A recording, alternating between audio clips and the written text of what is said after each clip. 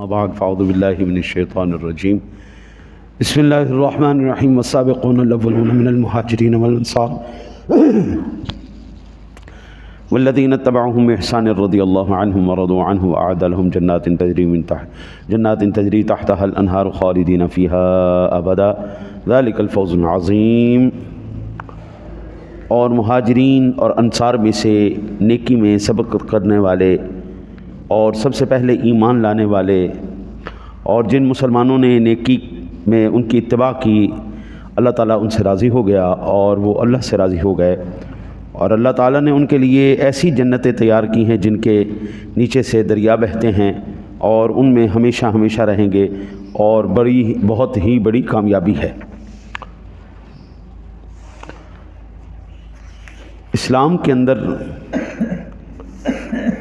وہ شخص جو نبی اکرم صلی اللہ علیہ وسلم کی زندگی میں ایمان لایا اور آپ کی ظاہری حیات مبارکہ میں اس نے آپ کی صحبت اختیار کی، یا آپ کی گفتگو سنی، یا آپ کے ساتھ سفر حضر میں کسی مجلس میں رہا، خواہ یہ صحبت ایک لمحے کی ہو، اور وہ شخص تا دم مرگ آخری دم تک ایمان پر قائم رہا، ایسے شخص کو صحابی کہتے ہیں۔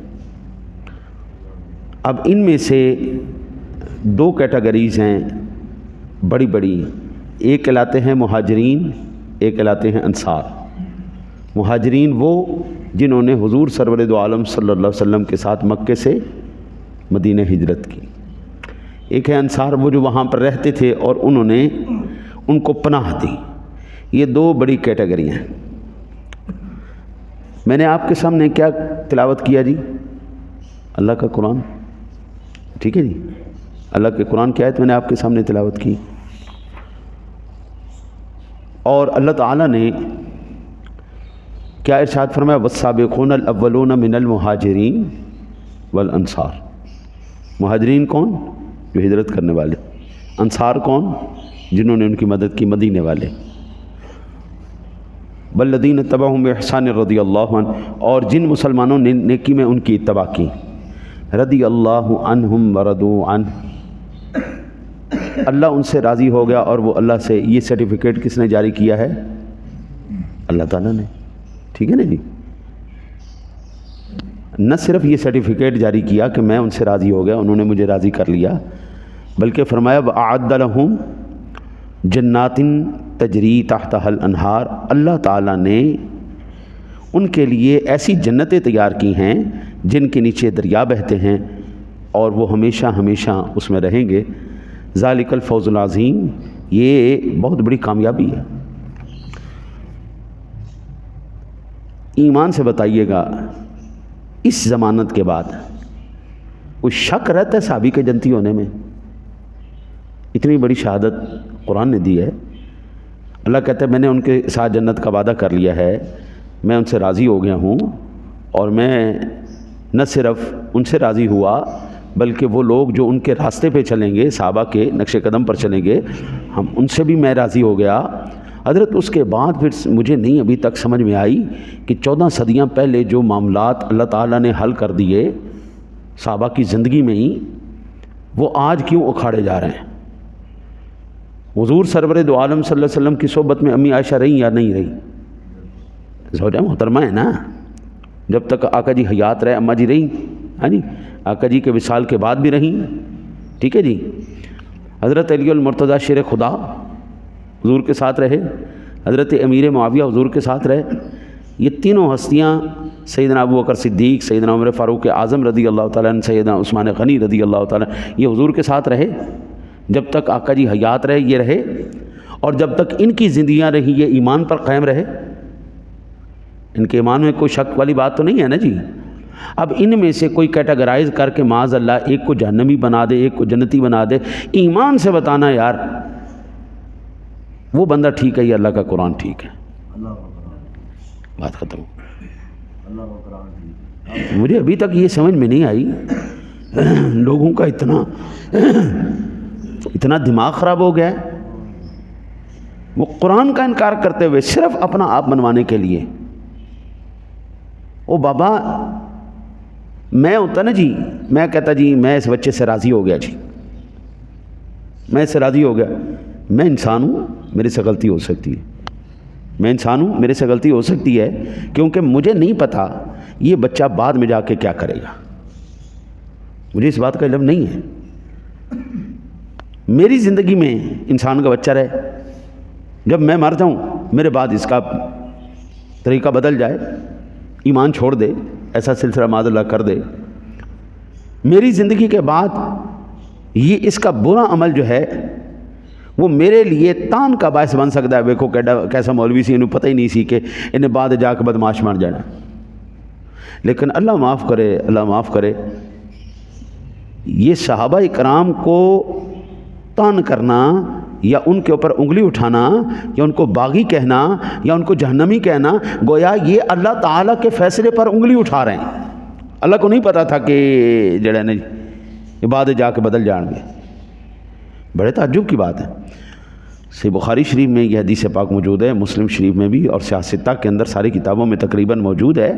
حضرت ابو سعید خدری رضی اللہ تعالیٰ عنہ فرماتے ہیں کہ میرے آقا نبی اکرم صلی اللہ علیہ وسلم نے فرمایا، میرے اصحاب کو برا نہ کہو، میرے اصحاب کو برا نہ کہو، اگر تم میں سے کوئی ایک شخص احد پہاڑ جتنا سونا بھی خیرات کرے تو وہ ان کے دیے ہوئے صرف 1 کلو یا آدھا کلو جو کے برابر نہیں ہو سکتا۔ جو صحابہ نے آدھا کلو یا 1 کلو دانے دے دیے نا، وہ تمہارا احد پہاڑ کے برابر سونا دینا بھی ان کے برابر نہیں ہو سکتا۔ میں قربان جاؤں یار، پتہ نہیں یہ احادیث، اور یہ مجھے تو صرف ایک سمجھ میں آتی ہے، حدیث رسول، حدیث ہو صحیح ہو۔ مجھے بخاری کا کیڑا نہیں ہے، مجھے مسلم کا کیڑا نہیں ہے کہ صرف بخاری میں دکھاؤ تو میں مانوں گا یا مسلم میں دکھاؤ تو میں مانوں گا، مجھے کہیں اور دکھاؤ گے، کوئی اور حدیث دکھاؤ گے تو میں نہیں مانوں گا۔ نہ نہ نہ، میرے لیے حضور کا فرمان ہونا چاہیے، سند اس کی صحیح ہونی چاہیے، بس بات ختم ہو، مجھے ماننے میں کوئی تکلیف نہیں۔ وہ ترمذی شریف میں ہو، وہ ابو داؤد شریف میں ہو، وہ مسند امام احمد کے اندر ہو، وہ کنز العمال کے اندر ہو، وہ مشکات شریف کے اندر ہو، وہ نسائی شریف کے اندر ہو، وہ کہیں پر بھی میرے سونے نبی کا فرمان ہے، سند اس کی بالکل متصل ہے، صحیح ہے، مجھے ماننے میں کوئی تکلیف نہیں۔ لیکن البتہ یہ بخاری مسلم کی ہی حدیث پاک ہے کہ آج کل سونا تقریباً 3 لاکھ روپے کے قریب ہو گیا، ایک تولہ سونا 3 لاکھ روپے کے قریب، اور احد پہاڑ کے برابر ذرا لگاؤ حساب کتاب، 3 میل کے اندر تقریباً وہ پہاڑ جو ہے وہ گھیرے ہوئے ہے، اور پہاڑ ہے پہاڑ، یعنی اتنا سونا دینے کے بعد بھی ہم صحابہ کی اتنے سے دیے ہوئے کا برابری نہیں کر سکتے، تو آج میں منہ اٹھا کے ان کے اوپر منہ شگافیاں کروں؟ حضرت میں کہتا ہوں خدا کی قسم، اس بندے پر ایک ایک لمحے میں اللہ کی لعنت برس رہی ہے، اس بندے کے منہ پر ایک ایک لمحے پر لعنت برس رہی ہے۔ وہ میرے رب نے ان کو رضی اللہ عنہم مردو کہا ہے، ہم نہیں کہتے صحابہ کرام رضی اللہ عنہ، صرف یہ ہمارا کہنا نہیں، یہ اللہ کا کہنا ہے۔ میرا غلط ہو سکتا ہے، میں انسان کا بچہ ہوں، میرے سے غلط ہو سکتی ہے بات، میں کسی کے بارے میں پیشن گوئی کروں، میری نظر میں جو صاف ستھرا صوفی آدمی ہے وہ بدماش بھی ہو سکتا ہے، لیکن حضرت میرے رب سے تو کوئی شے نہیں چھپی ہوئی، رب سونا تو سب کچھ جانتا ہے نا، وہ تو دلوں میں اٹھنے والے خیال سے بھی واقف ہے، ان اللہ علیم بذات الصدور۔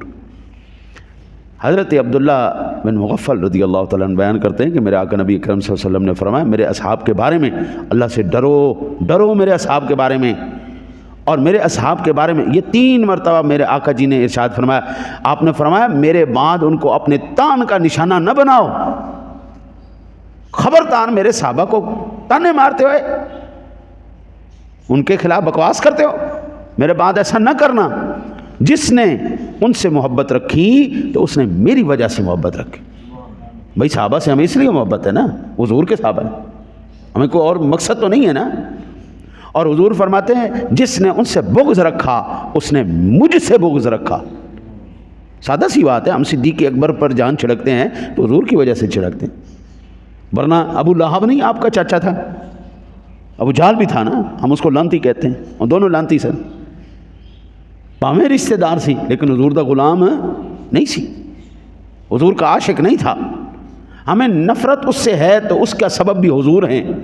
सिद्दीक से मोहब्बत है, उसका सबब भी हुजूर हैं। हुजूर जिससे जिसने मोहब्बत की, भाई हम उसके ग़ुलाम हैं, उसके नौकर हैं जनाब, उसकी जुतियाँ हमारे सरों का ताज। और जिसने मेरे नबी से कोई रिश्ता नहीं रखा, साडा उन्हें नाल कोई वास्ता लेना नहीं, चलो जा जितों निकलो उत्ते चल। हुजूर फरमाते हैं सहाबा से जो मोहब्बत रखता है उसने मेरी मोहब्बत की वजह से उनसे मोहब्बत रखी, और जो उनसे बुग़्ज़ रखता है उसने मुझसे बुग़्ज़ रख। अमीर मुआविया से बुग़्ज़ नहीं है, ये बकवास करने वाले बेशर्मों और बेगैरतों को हुजूर से बुग़्ज़ है। इनको अम्मी आयशा सिद्दीक़ा तय्यबा ताहिरा उम्मुल मोमिनीन से बुग़्ज़ नहीं है, इसको आका जी से बुग़्ज़ है। जो सैयदना सिद्दीक़ अकबर, उमर फ़ारूक आज़म, उस्मान गनी को गालियाँ निकालते हैं, ए हराम खोर, नमक हराम लोग, खाते भी मेरे मुस्तफ़ा का हैं और खाते भी खुदा का दिया हुआ हैं, और बकवास भी हुजूर के ग़ुलामों पर करते हैं, उनको तबर्रा और गालियाँ निकालते हैं। मैं कहता ऐसे मनहूसों को गालियाँ निकालना भी सवाब है। जो सिद्दीक़ अकबर को गाली निकाले, जो उस्मान गनी को गाली निकाले, जो उमर फ़ारूक आज़म को गाली निकाले, जो अम्मी आयशा सिद्दीक़ा तय्यबा ताहिरा सच्चे बाप की सच्ची बेटी, जिसकी पाक दामिनी पर कुरान की 18 आयतें गवाही दे रही हैं, इतनी पाक दामन औरत, इतनी पाक दामन औरत, किसी औरत के बारे में इतनी पाकीज़गी के साथ मेरे रब ने तफसील से बयान कोई नहीं किया जितनी पाक दामन औरत तेरी मेरी अम्मा आयशा है। जो उनके ऊपर बकवास करे वो गंदी नाली के कीड़े से भी बदतर इंसान है। आका जी ने फरमाया, और जो इनको ईज़ा देगा उसने मुझे ईज़ा दी, और जिसने मुझे ईज़ा दी उसने अल्लाह को ईज़ा दी, और जिसने अल्लाह को ईज़ा दी अन करीब अल्लाह ताला उसको पकड़ लेगा, जन्नत में जाएगा। ये सुनन तिरमिज़ी शरीफ के अंदर, सही इब्न हिब्बान के अंदर, मुस्नद इमाम अहमद के अंदर ये हदीस मौजूद है।